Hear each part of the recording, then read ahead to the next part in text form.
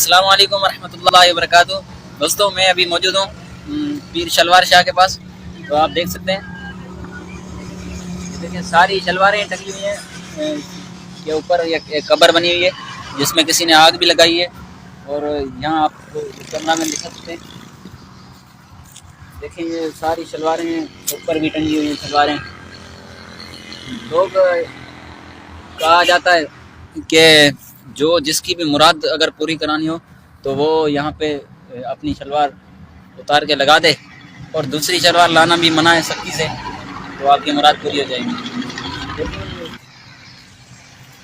تو دیکھیں آپ دنیا کس طرف جا رہی ہے اور کون سی ترقی میں جا رہی ہے، اور ہم مسلمان دیکھیں کہاں پہ پھنسے ہوئے ہیں ان چیزوں میں۔ دیکھیں ساری شلواریں لگی ہوئی ہیں۔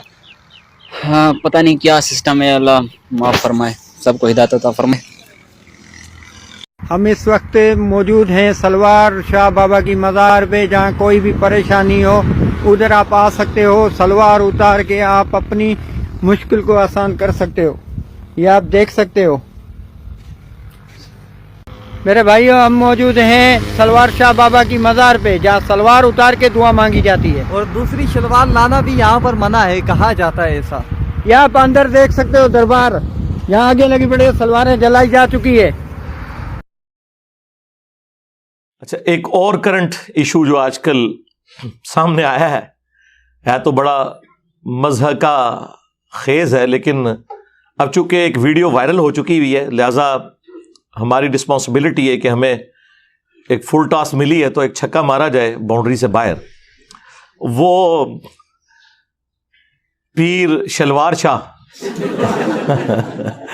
آپ نے ویڈیو دیکھی ہوگی، یعنی ابھی تک تو ہم نے سنا تھا گھوڑے شاہ، ٹھیک ہے جی، کتے شاہ بھی ہے ایک، سید بگیاڑ شاہ، یہ اسلام آباد ہائی وے کے اوپر مزار ہے، وہ ارسیشن کتے کو بگیاڑ کہتے ہیں نا، سید بگیاڑ شاہ۔ کاں والی سرکار بھی تسی سنیا سی، بلیاں والی سرکار بھی، ٹھیک ہے جی، اور اب یہ شلوار شاہ، پیر شلوار شاہ سرکار۔ کچھ بھی ہو سکتا ہے جی، پاکستان کے اندر تو آپ کچھ بھی ایکسپیکٹ کریں، جب جہالت ہوگی تو آپ کے سامنے یہ ساری چیزیں آئیں گی۔ تو وہ ویڈیو آپ دیکھیں، اس ویڈیو کے اندر باقاعدہ یعنی ایک مزار کے اوپر سینکڑوں کی تعداد میں مختلف کلرز کی شلواریں لٹکی ہوئی ہیں درخت کے اوپر، یعنی ٹاکیاں تو ہم نے دیکھی ہیں مختلف مزارات کے اوپر، وہ تو چلے کوئی بندہ لے کے جاتا ہے، شلواریں۔ اور وہ جو بندہ ویڈیو ریکارڈ کروا رہا ہے وہ کہہ رہا ہے کہ اس کے بارے میں لوگوں کا عقیدہ یہ ہے کہ جس کی کوئی منت یا مراد پوری نہ ہوتی ہو تو وہ شخص جو شلوار پہن کے آیا ہوا ہے نا وہ اتار کے وہاں لٹکائے گا، اور ساتھ کوئی ریزرو شلوار بھی نہیں لے کے آنی۔ السلام علیکم ورحمۃ اللہ وبرکاتہ۔ دوستوں میں ابھی موجود ہوں پیر شلوار شاہ کے پاس، تو آپ دیکھ سکتے ہیں، دیکھیں ساری شلواریں ٹنگی ہوئی ہیں کے اوپر ایک قبر بنی ہوئی ہے جس میں کسی نے آگ بھی لگائی ہے، اور یہاں آپ کو کیمرہ میں دکھا سکتے ہیں، دیکھیں یہ ساری شلواریں اوپر بھی ٹنگی ہوئی ہیں شلواریں۔ لوگ کہا جاتا ہے کہ جو جس کی بھی مراد اگر پوری کرانی ہو تو وہ یہاں پہ اپنی شلوار اتار کے لگا دے، اور دوسری شلوار لانا بھی منع ہے سختی سے، تو آپ کی مراد پوری ہو جائے گی۔ تو دیکھیں آپ دنیا کس طرف جا رہی ہے اور کون سی ترقی میں جا رہی ہے، اور ہم مسلمان دیکھیں کہاں پہ پھنسے ہوئے ہیں ان چیزوں میں۔ دیکھیں ساری شلواریں لگی ہوئی ہیں۔ ہاں پتہ نہیں کیا سسٹم ہے، اللہ معاف فرمائے، سب کو ہدایت عطا فرمائے۔ ہم اس وقت موجود ہیں سلوار شاہ بابا کی مزار پہ، جہاں کوئی بھی پریشانی ہو ادھر آپ آ سکتے ہو، سلوار اتار کے آپ اپنی مشکل کو آسان کر سکتے ہو۔ یہ آپ دیکھ سکتے ہو میرے بھائیو، ہم موجود ہیں سلوار شاہ بابا کی مزار پہ، جہاں سلوار اتار کے دعا مانگی جاتی ہے، اور دوسری شلوار لانا بھی یہاں پر منع ہے، کہا جاتا ہے ایسا۔ یہ آپ اندر دیکھ سکتے ہو دربار، یہاں آگے لگی پڑی سلواریں جلائی جا چکی ہے۔ اندازہ کریں ان لوگوں کا، یعنی ذہن کی پستی کا لیول، حالت دیکھیں ان کی۔ اچھا، اب یہ جب ہم باتیں کریں گے نا تو وہ کہیں گے نہیں نہیں نہیں، یہ تو جعلی پیر ہے، اصلی کیڑے نے اصلی بھی چندے کھا رہے ہیں, استحصال کر رہے ہیں غریبوں کا, کوئی محنت مزدوری نہیں کرتے, لوگوں کے چندوں کے اوپر پلتے ہیں. کون سے اصلی ہیں؟ اللہ سے ڈر جائیں. یہ ایک پورا کاروبار ہے جو چل رہا ہے. اور پھر اسی مزار کے اوپر کچھ شلواروں کو آگ بھی لگائی ہوئی تھی انہوں نے. ظاہر ہے کہ وہ اتنی زیادہ تو سنبھال نہیں سکتے, تو پھر وہ جلا دیتے ہوں گے. تو اب وہ میں جب ویڈیو مجھے ارشاد بھائی نے دکھائی تو میں دیکھ کے میں نے کہا یار یہ دیکھیں, یہ اس امت کی حالت ہے کہ جس کا امام الموحدین ہے صلی اللہ علیہ وآلہ وسلم, جس کی توحید کے بارے میں اتنی سینسٹیوٹی ہے کہ کسی اور شخصیت کی ایسی سینسٹیوٹی نہیں ہے. اور مجھے وہ حدیث یاد آ گئی جو جامعہ ترمذی کے اندر موجود ہے, مشکات میں بھی موجود ہے, سورۃ الاعراف کی آیت نمبر 138 کے کانٹیکسٹ میں, کہ نبی علیہ السلام غزوہ حنین کے موقع پر ایک جگہ سے گزرے جہاں پر ایک بہت بڑا درخت تھا جسے ذات انواد کہا جاتا تھا. اس کے اوپر مشرکین عرب اپنا اسلحہ لٹکاتے تھے تھوڑی دیر کے لیے, اور ان کا یہ عقیدہ تھا کہ جنگ میں اگر فتح پانی ہے تو یہاں پہ اپنی تلوار لٹکاؤ, جس طرح یہاں پہ وہ شلوار لٹکا رہے ہیں. ہوں دیکھ لو انہاں دی نسبت کدے نال ہے. تو صحابہ کرام میں سے کچھ نے کہا یا رسول اللہ صلی اللہ علیہ وآلہ وسلم, آپ بھی ہمارے لیے کوئی درخت مقرر کر دیں برکت کے لیے. اللہ اکبر, اندازہ کریں, حالانکہ وہ یہ نہیں کہہ رہے تھے ہم نے درخت کی پوجا کرنی ہے.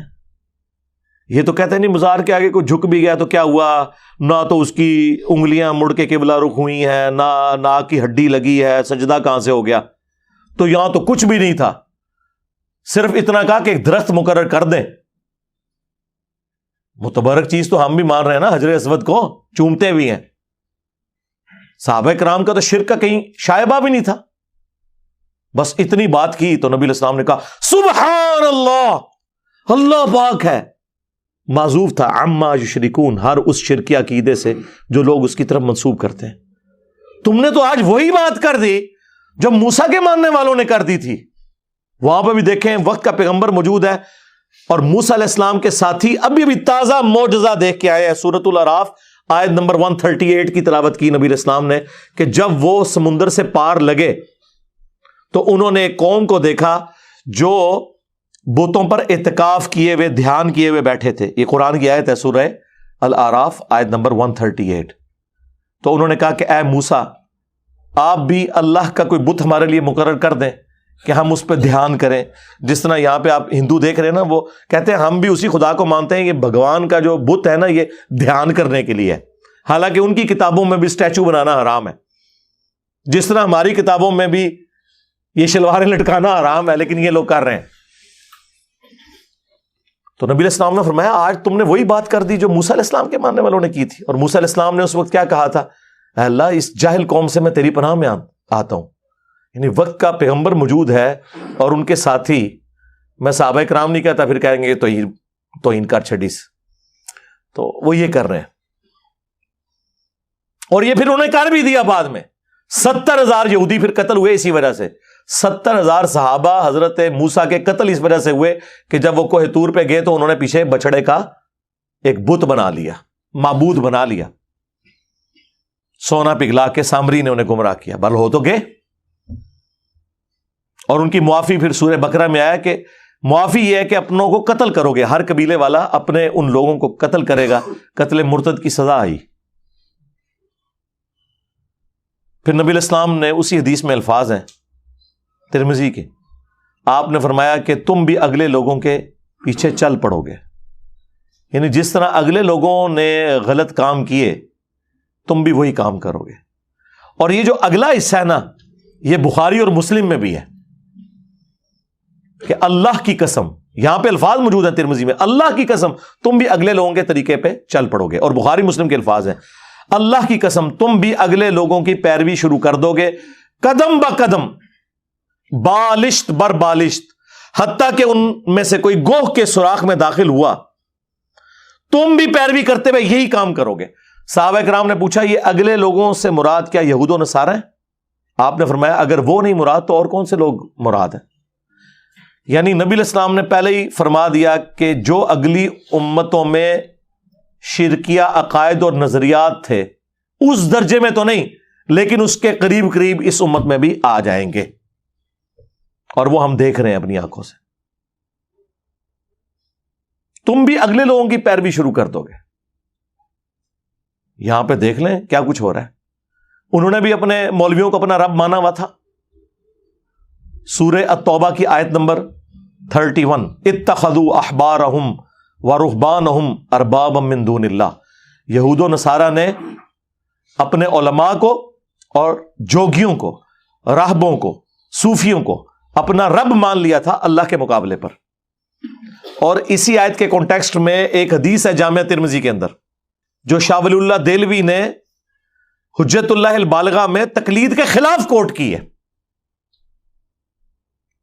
کہ عدی ابن حاتم رضی اللہ تعالیٰ عنہ مسلمان ہوئے, جو مشہور فیاض حاتم تائی کے بیٹے تھے. پہلے نصرانی تھے تو کہنے لگے یا رسول اللہ قرآن میں ایک آیت ایسی ہے جو مجھے کھٹکتی ہے, مجھے اس کا فہم سمجھ نہیں آیا کیونکہ میں خود نصرانی تھا, ہم نے تو کبھی اپنے علماء اور بزرگوں کی پرستش نہیں کی تھی.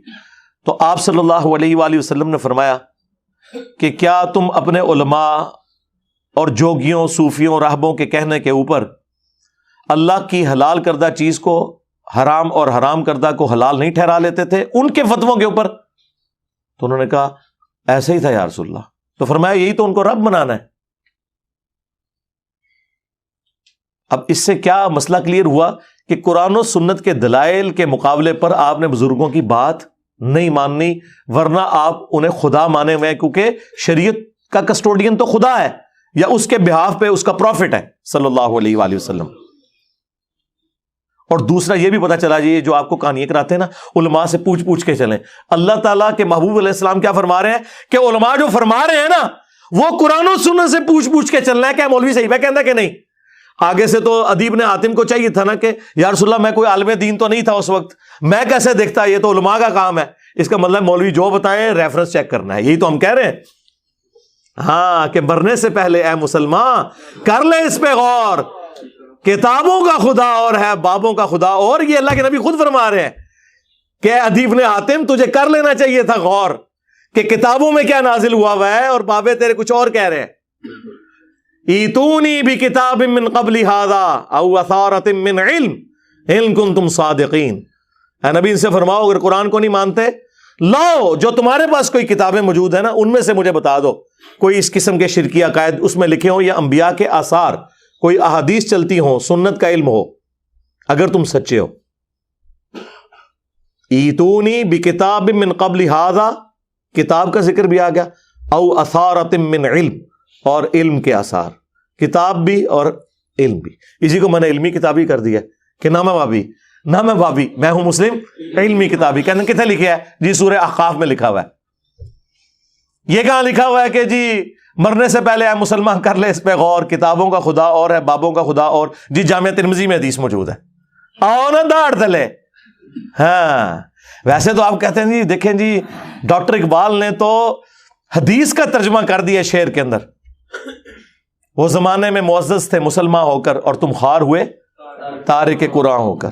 یہ ترجمہ ہے مسلم شریف کی اس حدیث کا جو مشکات میں بھی ہے کہ اللہ تعالیٰ اس کتاب کی وجہ سے قوموں کو عروج دے گا اور اس کی وجہ سے زوال پذیر کرے گا. مستقبل کی خبر تھی لیکن ڈاکٹر اقبال کے زمانے میں یہ سب کچھ ہو چکا تھا, انہوں نے اسے ماضی بنا دیا.